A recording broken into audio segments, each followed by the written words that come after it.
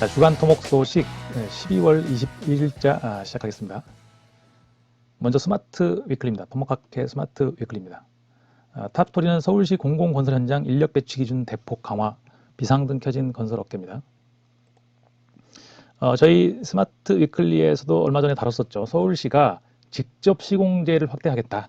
그 얘기는 곧 뭐냐면 인력을 갖추고 있는 회사, 그러니까 기능인들이죠. 기술자보다는 기능인들을 직접 고용해서 일을 하라는 얘기죠. 직접 시공제라는 게 그렇죠. 그러니까 하도급을 주지 말고 직접 시공하는 비중을 높이라는 얘기인데, 여기 기사를 읽어보면 건설인 기능 등급제라는 게 있습니다. 그러니까 원래는 이게 기능인들은 등급이 없었거든요. 그런데 기능인들도 등급을 만들었는데, 그게 언제부터 시작됐냐면은 건설 기능인 등급제가 2021년 시작한 지 얼마 안 됐어요. 이게 건설 근로자 고용 개선에 관한 법률인데, 이게 노동부법이거든요. 그러니까 국토부법과 노동부법이 이제 갈라져 있어요. 그죠? 건설 기술인은 건설기술진흥법에 포함되어 있는데, 건설 기능인들은 노동부법에 건설 기능인들을 어떻게 고용하고 어떻게 퇴직금을 어떻게 챙겨줘야 되고 뭐 이런 법들이 있거든요. 그러다 보니까 자, 그래서 아무튼 건설 기능인 등급제가 2021년 시작됐는데, 그렇게 해서 이제 금액별로 얼마 이상의 공사에는 뭐 고급을 한 명 이상 확보해야 되고 뭐 이런 식으로 50억 이상은 고급 1명, 중급 5명 뭐 이런 식으로 강제를 한다는 얘기죠. 자, 그래서 핵심 공정의 직접 시공까지 확대하고 있어서 결국은 시공사들은 숙련공 확보에 실패한 건설사는 시장 퇴출이 불가피할 전망이다, 이렇게 돼 있는데, 이게 지금 원청 시공사가 이 사람들을 확보해야 되는 건지 그런 것도 좀 애매하거든요. 물론 그냥 프로젝트별로 그냥 입사시켜서 아마 서류를 제출 할 수도 있겠죠. 원래 지금 현대 전문건설 업체들도 다 그렇게 하고 있으니까요. 우리나라 뭐 반장 제도라는 게 있다 보니까. 그런데 아무튼 서울시는 뭐 의지가 상당히 강력한 것 같습니다. 시공은 결국 건설 기능이 인력의 손끝에서 나온다. 전문성 있는 사람을 투입하느냐에 따라 건설 품질이 판가름 난다라고 해서 지금은 비용 절감 때문에 아무런 경험도 없는 초급 기능인들만 대거 배치돼 품질을 위한 최소 기준이 필요한 실정이다라고 말했다고 하죠. 자, 어떻게 보면 서울시가 상당히 그 건설 뭐 국토교통부보다 선제적으로 나가는 경향이 되게 강하죠. 서울시는 발주처다 보니까, 물론 뭐 국토부도 발주처지만 뭐 기능인 뭐 전자카드제인가요? 그것도 그 서울시가 상당히 일찍 시작했거든요. 나중에 그럼 국토부가 그걸 따라가는 그런 경향이 있더라고요. 서울시는 당연히 뭐 국무회의에도 참석하는 그런 기관이다 보니까 뭐 거의 장관급이나 마찬가지죠. 자, 그 다음은 학회 소식인데요. 정기총회가 있습니다. 뭐 정기총회는 모든 회원들이 참석하는 그런 행사죠. 그 다음에 정기총회와 이취임식이 있습니다. 현재 허준행 회장님에서 정춘기 회장님으로 바뀌는 거죠. 1월 12일 금요일 날 4시 건설회관 대강당에서 있고요. 자, 그 다음에는 2024 올해 토목구조물 공모전 응모 요강입니다. 뭐 해마다 토목의 날에 이런 행사를 하고 있죠. 토목구조물 공모전이거든요. 올해 토목구조물상을 토목학회에서 수여를 하고 있는데, 대상, 뭐 금상, 은상 이렇게 돼 있죠. 그래서 요거를 접수 기간이 2월 13일까지 제출을 받고 있다는 소식입니다. 자, 다음은 토목의 날, 역시 토목의 날 행사 소식인데, 토목의 날 경진대회입니다. 요거는 이제 학생들 상대로 하는 행사거든요. 자, 학생들이 참여하는 행사인데, 토목의 날 경진대회고요. 다양한 학생 프로그램이 있는데, 그 중에서 토목구조물 모형 경진대회, 그 다음에 토목 홍보 디지털 포스터 대회, 그 다음에 토목공학 UCC, 요 동영상이죠. 요 세 가지 대회가 학생들을 상대로 벌어지거든요. 그래서 토목의 날 행사는 3월 29일 날 있는데, 건설회관 2층 대강당에서 이때 이제 수상자들한테 상장도 수여하고 이런 행사가 있습니다. 자, 그 다음에 사이언스입니다. 이대로 온실가스 배출하면 미래 한반도의 극심한 가뭄 잦아진다. 그러니까 이게 지금 예전에는 우리가 물 하면은 물이 부족하고 이런 거보다 재해를 많이 생각했죠. 비가 많이 오고 우리나라는 또 태풍, 장마 이런 것들이 있잖아요. 그래서 근데 최근에는 점점 더그 가뭄에 의한 피해도 수자원 관련한 피해로 집계가 많이 되고 있거든요. 그래서 여기는 지금 어떻게 누가 발표를 했냐면은 아시아 태평양 경제협력체 APEC 여기에 있는 기후센터가 14일 이런 내용이 담긴 국내 가뭄에 대한 미래 전망 분석을 발표했다는 거죠. 현재 수준과 유사한 온실가스 배출이 지속되는 상황에서는 갈수록 가뭄이 심해질 것이다. 뭐 이런 얘기입니다. 뭐 사실상 가뭄이 해결하기가 그렇게 만만치는 않죠. 왜냐하면 사실상 물을 모아서 공급을 해야 되는데 어디서 그 물을 모을 것이냐도 관건이 되는 거거든요. 그래서 작은 저수지 같은 것들 여러 군데 만들어야 된다. 이런 주장도 나오고 있죠. 자, 그 다음에 두 번째는 우주에서 광통신. 요거 저번에 스마트 위클에서 한번 다루었던 것 같습니다. 심우주라고 그러죠. 상당히 먼 우주에서 심우주에서 고양이 영상을 보냈는데 실시간 고화질로 지구에서 재생했다. 이게 읽어보면 나사에서 한 건데 지금 거리가 3천만 킬로미터, 그죠? 약 3천만 킬로미터 떨어진 위치라고 해요. 저는 이 3천만 킬로미터 떨어진 곳에서 어떻게 보냈나 싶었는데 이 푸시케가 지금 거기까지 가고 있나 보죠. 그래서 이 거리가 지구와 달 사이의 거리의 80배인데 여기에서 동영상을 보냈는데 그게 101초 걸렸다는 거죠. 광속이라고 그러죠. 광속, 빛의 속도로 그러는데 맥광년 이렇게 하는데 아무튼 빛의 속도로 이게 빛이니까 그죠? 그래서 101초가 걸렸다는 얘기인데 267메가바이트를 보냈다는 얘기죠. 그래서 헤일 망원경이 영상 데이터를 받아갖고 제트 추진 연구소로 전송을 했는데 이게 웃기는 게 천문대에서 연구소로 전송된 시간이 우주에서 천문대로 전송된 시간보다 오래 걸렸다. 여기 읽어보면은 우리 지구에서의 그 속도보다 더 빨랐다는 거죠. 광통신이. 예. 아무튼 참 점점 대단한 기술들이 나오는 것 같습니다. 자, 그 다음에 챗GPT 여전히 숫자 약하다. 야, 요거 우리 엔지니어들이 한번 좀 봐야 되는 뉴스라고 생각을 합니다. 챗GPT 여전히 숫자 약한데 금융 분야 사용은 시기상조다. 저는 엔지니어링 분야에서 이 챗GPT를 써보려고 많이 이렇게 여러 가지 시도를 해봤는데 결국은 저는 아니다라고 생각했는데 이 연구소도 마찬가지로 그런 결론을 내린 거죠. 이게 뭐냐면은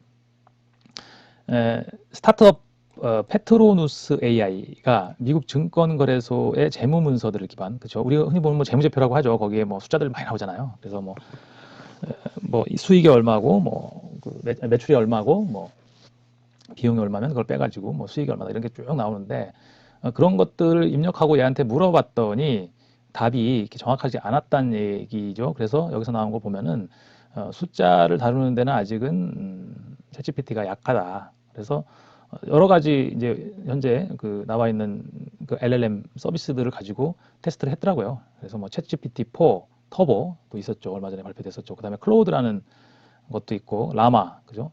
페이스북 메타죠. 메타에서 오픈 소스로 푼 라마 2도 있었고, 아무튼 그런 것들을 다 해봤는데 질문이 충분하게 좋은 답변이 나오지 않았다. 이런 얘기고, 결국은 LLM의 이것은 한 숫자 약하다는 게 입증이 됐다라는 얘기고, 결국은 이 회사는 그런 것들을 이제 평가하는 그런 서비스를 만들었다는 얘기더라고요. 그래서 어떤 이 재무제표나 이런 문서들을 쫙 입력하고 만 개인가요? 어떤 질문들을 쫙 던졌을 때 그걸 평가하는 겁니다. 그래서 LLM을 평가하는 그런 서비스들도 꽤 많은 것 같아요. 중요하겠죠. LLM을 쓰려면 평가를 제대로 해서 그 평가를 통과하도록 잘 만들어야 되니까. 자, 그 다음에 건설 뉴스입니다. 서울역 등 열차 소음 사라진다. 요거는 지금 꽤 오래된 얘기이죠. 토목업계에 계신 분들은 다 아는 얘기겠지만 서울역 등이죠. 서울역만 지하화하는 건 아니고 철도 지하화로 지상 복합 개발 해가지고 이 연구는 꽤 오랫동안 돼 있었습니다. 철도가 이제 경부철도 같은 경부선 같은 경우는 좌우를 그죠? 동쪽과 서쪽을 이렇게 나누잖아요. 그거를 넘어가기가 쉽지가 않죠. 그래서 길들이 끊어져 있는데 그런 것들도 이제 연결시키고 그다음에 소음 이런 것도 줄이려고 많이 노력들을 하고 있습니다. 그래서 여기서 나오는 거 보면 서울역 당정역 구간, 당정역이 어딘가 했더니 약간 그 의왕 위쪽, 그죠? 의왕 위쪽 분포 아래 그쪽인 것 같더라고요. 그다음에 경인선, 인천역에서 구로역까지 이런 곳을 이제 개발을 한다는 얘기죠. 그냥 지상에다가는 어떤 개발을 하고 이제 터널로 가겠죠. 지하화하는 그 철도 노선은 터널로 들어가는 걸로 이렇게 계획들을 세우고 있고 뭐 그리고 우리 스마트 위클리에서도 얼마 전에 다뤘지만 그 2호선 구간, 2호선 구간이 몇 군데가 지상 구간이 있죠. 한양대역에서 잠실역까지. 그 다음에 저쪽에도 가면 뭐 어디죠? 신도림 그쪽 신도림이 아니라 가산 디지털 단지 여기 이런 데도 지상철이 있죠. 그래서 그런 것들도 연구가 되고 있고 요 기사에서는 지금 경부선, 경인선, 경원선 등 이 대상인데 이게 이제 아마 법으로도 나왔는데 철도 지하화 및 철도 부지 통합 개발에 관한 특별 법안 이런 것들이 나왔다는 얘기입니다. 그다음에 중견급 건설사에 이어 대형사도 흔들. 이건 참 점점 더 이런 뉴스들이 많아지고 있어요.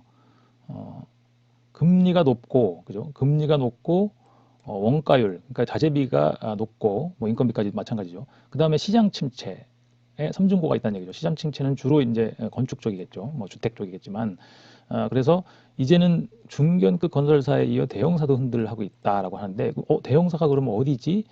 라고 봤을 때, 뭐 흔들했다는 게 정확하게 그런 표현은 좀 애매하긴 하지만, 차입금이 SK 에코플랜트, GS 뭐 이런 데가 1, 2위를 기록했다는 거고 뭐 롯데, 대우, 현대 이런 데도 마찬가지로 많이 늘었다는 얘기인데 여기서 재무건전성 지표인 차입금 의존도가 SK 에코플랜트가 37% 가장 높았고 롯데건설이 32% 뒤를 이었고 GS도 29.9%라는 얘기예요. 30% 이상이면 재무구조에 빨간불이 켜진 것으로 보고 있다는 거죠. 업계에서는.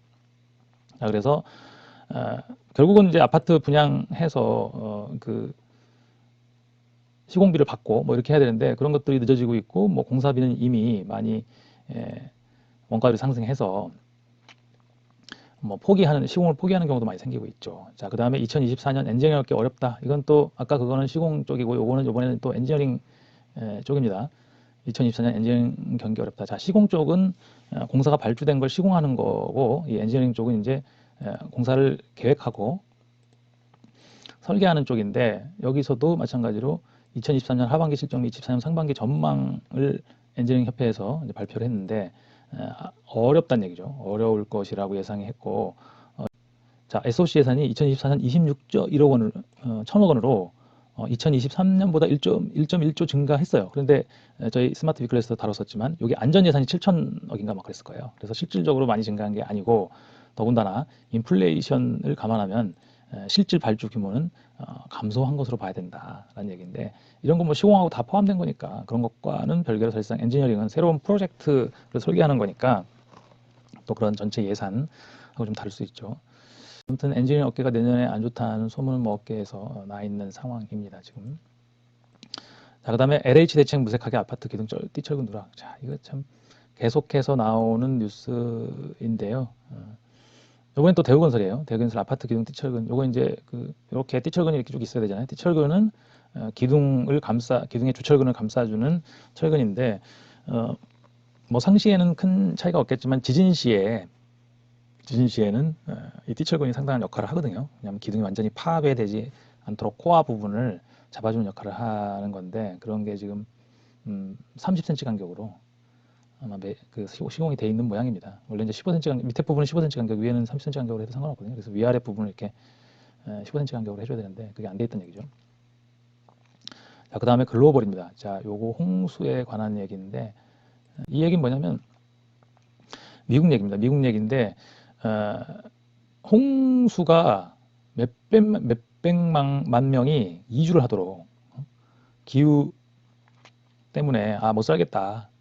다른 지역으로 이주를 하도록 했다는 그런 실질적인 조사 보고서가 나왔다는 얘기거든요. 그러니까 이게 기후 변화에 의해서 태풍이나 뭐 이런 게 갖고 이 동네 못 살겠다. 자주 얘는 허리케인이죠. 태풍이 아니라 허리케인이 자주 오고 뭐 침수도 되고 그래서 다른 지역으로 이주했다는 연구 결과거든요. 자, 그다음에 글로벌 3D 프린트 브릿지입니다. 3D 프린터로 콘크리트를 만들어 갖고 이제 공개를 했는데 이제 건축 자재 기업이네요. 이게 그 사실상 우리가 3D 콘크리트 재료를 잘 만들어서 뭐 3D 프린팅을 할 수는 있겠죠. 근데 항상 우리가 하는 얘기지만 철근이 문제잖아요. 철근과 3D 프린터를 어떻게 잘 서로 이용을 할 거냐, 그게 참 어려운데, 역시나 여기도 이런 아치교로 만들어진 거 보면, 그죠? 압축재, 순수 압축재로 만들었을 것 같죠, 그죠? 그래서 아치교, 옛날에 뭐 몇천 년 전부터 아치교는 있었으니까, 그죠? 그런 것들은 인장재 없이 순수한 압축을 받는 형태로 아치교죠, 결국은. 아치교를 이렇게 만들어서 한 것 같습니다. 물론 뭐 건물이나 이런 것들은 크게 모멘트를 많이 받고 그렇지 않으니까 3D 프린터로도 하는 경우도 많이 있는데, 이런 교량들이나 이런 거는 이제 이런 아치교가 아니고 이제 거더 형태는 아랫부분이 인장이 생기기 때문에 그 부분도 철근을 넣지 않으면 안 되잖아요. 그래서 뭐 3D 프린터로 당분간은 되겠지만 묵은 콘크리트, 석조라고 이제 나왔는데, 석조교라고 나왔는데, 아무튼 프린터들을 만들어 저렇게 프린터로 찍어가지고, 그죠? 이렇게 모양을 이렇게 만든 것 같아요. 그러니까 말하자면 돌을 깎아서 석조교를 만든 대신에, 그 돌을 깎는 대신에 프린트를 했다고 보시면 될 것 같아요. 자, 그 다음에 타인 브릿지가 요게 좀 구글 번역을 돌려놓은 겁니다. 타인 브릿지, 정부가 3,500만 파운드를 전달하지 않으면 재앙적 영향에 대한 경고가 있다. 영국 얘기인데, 뭐 미국은 자주 이런 뉴스가 나오죠. 뭐 예산이 부족해서 그 교량을 유지보수를 못하고 있다, 뭐 이러고 있는데, 여기도 마찬가지로 3,500만 파운드죠, 파운드. 3,500만 파운드를 정부에서 보조를 해주기로 했는데, 이게 뉴캐슬인가 봐요. 뉴캐슬 동네가 어딘가 봤더니 여기 타인 브릿지가 여기 있는데, 여기가 영국의 동쪽, 그죠? 영국의 동쪽인 것 같아요. 런던이 밑에 있고. 그래서 이게 지금 영국이나 뭐 미국 이런 나라들은 엄청 오래 됐잖아요, 그죠? 이런 교량을 놓은 지. 우리나라는 뭐 기껏해야 한 40년 됐으려나요? 주로 90년대에 많이 만들어졌거든요. 교량 8, 90년대. 그러니까 뭐 40년, 50년도 안 된 거죠, 사실상. 자, 그런 얘기고. 자, 그다음에 최신 소식은 요게 동래구 도시계획위원회 모집 소식이 있고, 제7차 건설기술진흥 기본계획이 발표됐습니다. 요건 제가 나중에 따로 한번 내용을 살펴보도록 하겠습니다. 자, 그 다음에 핫클립인데, 첫 번째 거 건설다방입니다. 건설다방은 이제 콜라보레이션을 했어요. 과학쿠키라는 유튜버가 있는데, 여기가 뭐 40만, 50만 정도 될걸요. 그래서 이제 그런 분들을 출연시켜서 이제 건설 관련된 내용들을 다 다루는데, 여기는 지금 이제 우주 건설 얘기입니다. 아무래도 이제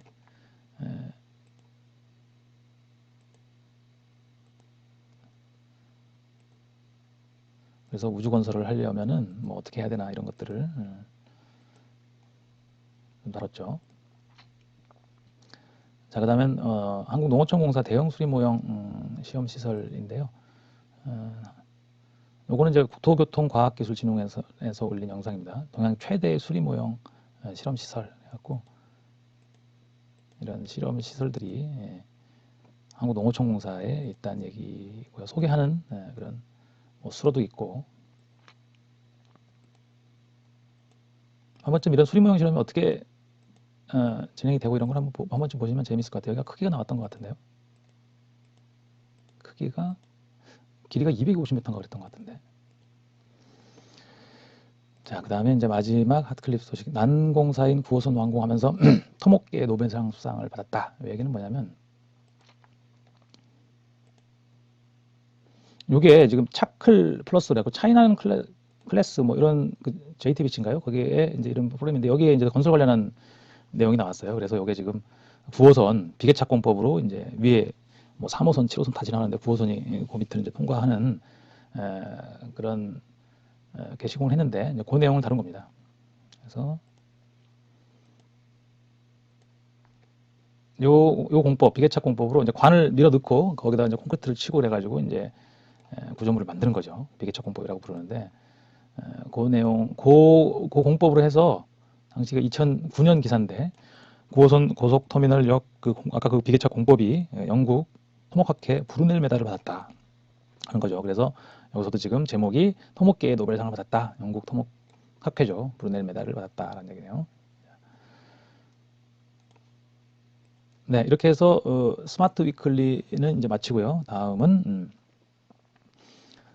트위터로 넘어가도록 하겠습니다. 자, 앞으로 LLM은 결국 소형화가 화두가 되겠다라는 얘기 뭐냐면, 챗GPT가 엄청난 전기를 쓰고 있다는 거예요. 그 500ml라고 그랬던 것 같아요. 한 번 질문하면 그거를 답변을 했는데 500ml. 그때 뭐 이게 뭐 전 세계적으로 어마어마한 사람들이 이거를 질문을 하고 그러는데 LLM이라는 것 자체가 라지 랭귀지 모델인데 사실상 그 오픈 AI가 이 챗GPT를 들고 나왔을 때 이 과학자들이죠. 컴퓨터 사이언스 하는 사람들은 무조건 모델을 키웠더니 그런 결과가 나왔다고 했거든요. 그래서 상당히 폄하했었죠. 야, 그 기술엔 혁신이 없다. 그냥 모델을 키워서 만들어진 거다. 그리고 이게 너무나 전기를 많이 먹기 때문에. 그래서 지금 결국 이쪽 그 인공지능계 업계에서는 이걸 얼마나 작게만 SLM이라고 해요. 스몰 랭귀지 모델 뭐 이렇게 했고 그게 만드는 게 얼마나 적게 만드느냐가 이제 화두가 된 것 같아요. 자, 그다음에 우리나라 업체가 또 이 그 한국은 로봇 계열광 중 버스턴사에 이어 고스트 로보틱스를 또 인수했다는 거예요. 근데 이 회사가 뭐 하는 회사인지 모르겠는데 LIG 넥스1 이 보스턴 다이내믹스는 이제 현대자동차가 인수했잖아요, 그죠? 고스트 로보틱스를 인수를 했다. 그런데 저는 이게 그 이런 그 네 발의 동물 형태를 가지고 있는 로봇이 과연 얼마나 유용할까 하는 싶더라고요. 결국은 인간형 로봇이 훨씬 더 효용성이 높을 거는 같은데 그 중간 과정이 이 네 발 달린 로봇 같거든요. 왜냐하면 사람 사는 환경이 다 인간에게 맞춰서 만들어져 있기 때문에 사람 형태 로봇 말하자면 뭐 테슬라가 공개한 그런 옵티머스 2 얼마 전에 혁신적인 로봇이잖아요. 뭐 그런 것들이 더 전망이 좋을 것 같은데 아무튼 뭐 회사마다 전략이 다 다르겠죠, 그죠? 자, 그 다음에 요 뉴스는 자 구글 노트북 LM 미국 출시. 구글이 노트북을 출시했다는 건 아니고 하드웨어 노트북 말고요. LM 그래갖고 랭귀지 모델인 거잖아요. 결국은 이 서비스입니다. 이제 그 구글은 클라우드를 갖고 있잖아요. 그 클라우드에다 올리고 그 내 올린 문서들에 대해서 뭐 보고서, 설명서, 논문 등 다양한 자료를 업로드하고 인공지능이 이를 요약하고 제공한 문서를 기반으로 질문한 내용에 답변을 해준다는 얘기죠. 그러니까 내 컴퓨터에, 그러니까 내 클라우드도 실제로는 내 클라우드에 지금 오픈 AI는 내가 어떤 파일들을 올리고 그것을 이제 그거에 대해서 질문하고 이런 거는 가능하다는 얘기죠. 근데 결국은 내가 가지고 있는 데이터들이 어딘가 클라우드에 다 올라가 있을 거란 얘기죠. 그래서 결국은 이런 걸 보면은 오픈 AI가 이런 거에서는 구글이나 마이크로소프트에 비해서는 약할 수밖에 없다 그런 생각이 들더라고요. 결국은 내 컴퓨터에 있는 것 플러스 내 컴퓨터에서 그 클라우드로 올린 그 문서들을 다 가지고 거기에 대해서 물어보고 내가 예전에 뭐 어떤 내용이 있었는데 뭐 물어보면 답해주고 이런 서비스가 나오면 상당히 유용할 것 같다는 생각이 들더라고요. 자, 그 다음에 이것도 뭐 또 그렇게 좋지 않은 산업 전망인데요. 요거는 산업 전망에서도 건설이 이제 상당히 어려울 것이다. 뭐 이런 내용입니다. 뭐 고금리와 그다음에 고물가 뭐 그런 것들이 그다음에 이제 주택 경기가 안 좋은 거 이런 것들이 영향을 미치는 거겠죠. 자, 그다음에 포항시 동빈대교 건설 순항 이렇게 나와 있는데 이런 프로젝트가 있었나요? 이게 그리고 저는 사진을 보면서 깜짝 놀란 게 이게 지금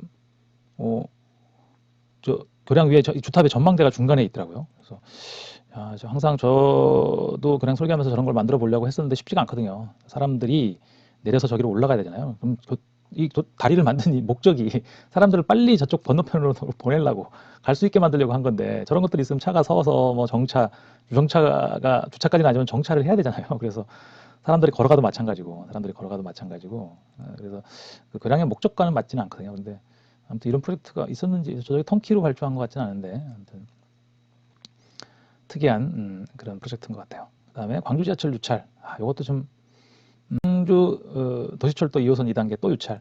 이게 지금 발주를 하면은 그 예전 가격으로 이게 지금 뭐 시장 표준 단가 뭐 이런 게 있거든요. 각 공종별로 뭐 콘크리트 치는데 얼마 뭐 강제 만드는데 얼마 뭐 이런 식으로 다 단가가 있는데 그 단가를 표준 시장 단가를 가지고 이제 공사비를 책정을 하죠. 예가를 책정해서 그거를 입찰을 하는데 다 그거가 옛날 데이터라는 얘기죠. 결국은 급격하게 지금 에, 물가와 인건비가 올랐는데 그게 반영이 안 돼 있다는 얘기죠. 그래서 결국은 다 유찰됐다는 얘기는 돈이 안 남으니까 안 들어온 거잖아요. 돈이 안 남으니까 안 들어왔는데 그걸 또 아마도 발주처에서는 그거를 또 그 예가를 올리기는 쉽지 않을 거예요. 그래서 또 다시 발주하고 뭐 이렇게 하면은 그래도 또 유찰됐다는 얘기죠. 그래서 7, 10, 14공고는 재입찰 진행하고 유찰됐고 11월에 유찰됐고 그다음에 14공고의 나머지 두 개 공고도 이번에 이제 12월 달에 발주했는데 또 유찰됐다. 뭐 이런 얘기인 것 같아요. 자, 그다음에 이제 그 소양강 댐 50주년 행사를 얼마 전에 했는데, 요게 지금 환경부 장관이 소양강 댐 기념식에서 답변을 했다고 하네요. 이게 참, 댐을 이제 환경부 장관이 이제 넘겨받았단 말이죠. 물 관리 통합 일원화 법에 의해서. 그래서 이 환경부 장관이 수몰 희생된으로 소양강 댐 준공됐다 그러면서 뭐, 그거에 대해서 뭐, 보상을 하겠다. 약간 그런 식으로 얘기를 했다고 하더라고요. 뭐 정확한 보상을 얼마만큼 하겠다는 얘기는 아니겠지만 수몰민이 2만 명이었었고 그다음에 상수원 보호구역으로 묶여 있어서 뭐 그 지역은 아무것도 개발을 못한다. 뭐 이런 피해에 대한 얘기를 했고 그걸 환경부 장관이 어느 정도 보상을 해주는 의향은 있다 이렇게 얘기했다고 하네요. 자, 그다음에 한국 탄소 중립 정책 추진하다간 한국은행이 전망을 냈는데 이게 이제 그 진퇴양난이라고 그러죠.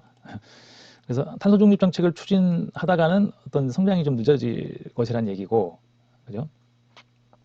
탄소 중립을 손 놓고 있다가는 부가가치가 6% 떨어진다는 얘기다. 그죠? 그러니까 탄소 중립을 추진하다가는 아무래도 뭐 발전 비용이나 이런 게 좀 많이 들겠죠. 그래서 GDP가 0.6% 떨어질 거라는 얘기고, 안 하면 부가가치가 6% 떨어질 것이다. 부가가치. 그러니까 그래서 지역별로 좀 다르다. 뭐 이런 얘기도 있고요. 그런 것들이, 그런 결과들이. 자, 그 다음에 이 얘기는 신공항, 대구권에다 신공항을 만들잖아요. 그래서 접근성 획기적 향상, 도로망 확충을 하고 있다. 보통은 어떤 공항이 만들어지면은 그 공항으로 접속하는 도로가 당연히 있어야겠죠. 공항 이용성을 높이려면. 그래서 이제 그런 것들을 추진하고 있다는 얘기죠.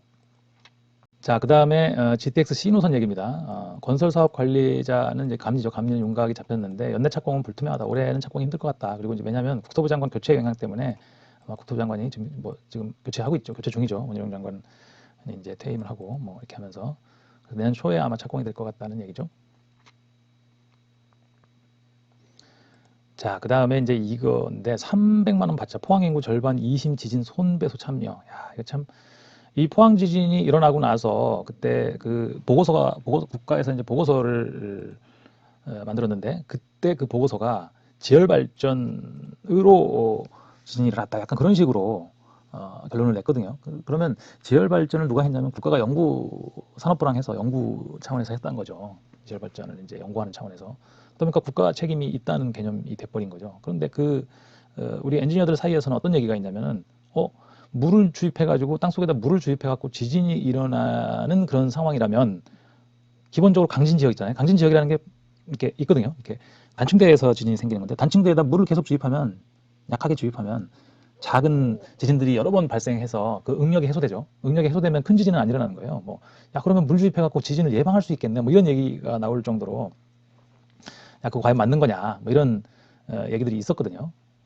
아무튼 그거를 피해 보상이라나 이걸 받으려고 지금 상당히 많은 사람들이 그 신청을 하고 있다는 얘기죠. 나도 피해자다. 뭐 실질적으로 물리적인 피해자가 아니라 정신적 피해도 아마 되는 것 같아요. 그래서 300만 원, 1인당 300만 원씩이나 주나요? 아무튼 그럼 보고서 하나가 꽤 큰 파장을 일으켰다고 볼 수 있는 거죠. 자, 그 다음은 서울시 땅거진 불안 없도록 내년 도로 5,000km 사사시 조사한다. 근데 이게 지금 도로를 조사하는 건 좋은데 이게 먼저인가 아니면 대부분 이런 것들은 하수관 파손으로 생기는 게 많거든요. 하수관을 조사하는 게 먼저인 것 같은데 아무튼 하수관을 조사하기가 힘들고 땅 위는 좀 조사하기가 편하겠죠. 그래서 이렇게 땅 위를 조사하는 것 같아요. 자, 그 다음에 요 영상은 뭐 KBS 다큐 예전에 했던 다큐들을 이렇게 다시 방영하는 것 같아요. 그러니까 유튜브에 올리는 거죠. 방영하는 건 아니고 2013년에 나왔던 다큐인데 요건 이제 우리나라 고려제강 얘기더라고요. 고려제강이 뭐 여기 보면은 쭉 이렇게 케이블 교량들의 고려제강 케이블을 많이 쓰고 있죠. 그래서 고려제강 케이블에 관련된 그런 토목 관련한 내용이라서 한번 제가 가져와 봤습니다. 자, 그 다음에는 뭐 공무원이 기술사를 공부하니 시야가 더 넓어졌어요. 하면서 충남도 농촌지도사 그래서 뭐 농화학 기술사를 해야겠다고 생각해서 7년 전에 그런 생각을 하고 자격증을 공부했더니 시야가 넓어졌다 뭐 이런 얘기인데 여기는 지금 농학기술사 필기시험 준비에 1년, 실기시험 준비에 1년 준비했다. 평에도 빠지지 않고 책을 보자. 뭐 이렇게 그랬는데 당연히 기술사 준비를 하면은 시야가 당연히 넓어지겠죠. 왜냐하면 본인이 접하는 업무라는 거는 어떤 한정된 부분일 거 아니에요, 그죠? 근데 기술사 시험 준비를 하다 보면 훨씬 더 넓은 범위를 공부를 하게 되는 거니까 어떤 자격증이라는 그 목적도 있지만 자기가 시야를 넓히고 지식을 넓히는 그런 기회가 되는 거죠. 자, 이렇게 해서 오늘 12월 21일자 주간 토목 소식은 마치겠습니다. 감사합니다.